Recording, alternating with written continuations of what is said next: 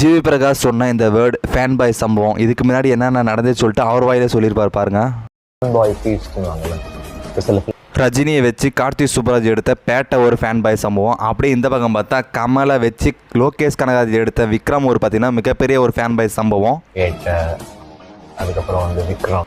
இந்த வகையில் தலை அஜித்தை வச்சு ஆதிக் ரவிச்சந்திரன் எடுத்த குட் பேட் அக்லி ஒரு மிகப்பெரிய ஃபேன் பாய் சம்பவமாக அமையன்னு சொல்லிட்டு ஜிவி பிரகாஷே சொல்லிட்டாரு. ஸோ இது உண்மையான ஒரு ஃபேன் பாய் டைரக்ட் பண்ணிருக்காரு. அது அப்படியே ஜிவி பிரகாஷ் போட்ட குட் பேட் அக்லியோட ஃபர்ஸ்ட் சிங்கிள் ஓஜி சம்பவம் இப்போ வரைக்கும் பார்த்தீங்கன்னா யூடியூப்பில் ட்ரெண்டிங் நம்பர் 1ல் இருக்குது. அதாவது 4 டேஸ்லையும் பார்த்தீங்கன்னா நம்பர் 1ல் இருக்குது. நேற்று ரிலீஸ் ஆன ரெட்ரோ படத்தோட செகண்ட் சிங்கிள் பார்த்தீங்கன்னா இப்போ வரைக்கும் பார்த்தீங்கன்னா 2வது ட்ரெண்டிங் 2ல் தான் பார்த்தீங்கன்னா இருக்குது. இப்போ வரைக்கும் பார்த்தீங்கன்னா குட் பேட் அக்லியோட ஃபர்ஸ்ட் சிங்கிள் தான் பார்த்தீங்கன்னா ட்ரெண்டிங் நம்பர் 1ல் 4 நாளாக பார்த்தீங்கன்னா இருந்துட்டு இருக்குது. அப்படியே ஜிவி பிரகாஷ் சைட்லேருந்து செகண்ட் சிங்கிளுக்கான அப்டேட்டை கொடுத்துட்டிங்கன்னா அப்படியே ஒரு ப்ரோமோவை ரிலீஸ் பண்ணி விட்டிங்கன்னா ஒரு பயங்கரமான செலிப்ரேஷனாக பார்த்தீங்கன்னா எல்லோரும் கொண்டாடுவாங்க.